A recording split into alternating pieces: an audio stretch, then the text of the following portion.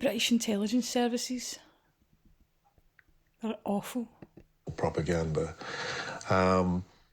It didn't really want to go to Northern Ireland, but it was kind of forced to in a way because IRD was in decline. It was being cut, in 1968, so general numbers were in decline, and Ireland was seen as a possible new place for operations activities, keep the organisation going, etc. It didn't really like the idea of Northern Ireland because it's part of the United Kingdom, and therefore you are engaged in propaganda activities against your own population. This is one of the big debates, and one of the things that people involved with IRD have been trying to kind of cover up for the last 40 years or so, that in fact they were engaged in psychological warfare. This requires a political decision.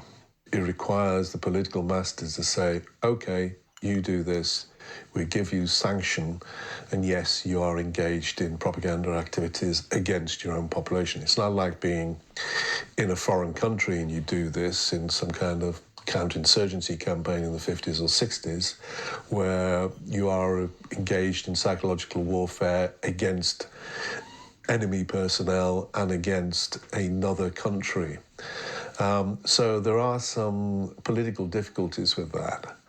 And also, You don't say. I think a lot of us are quite angry about that.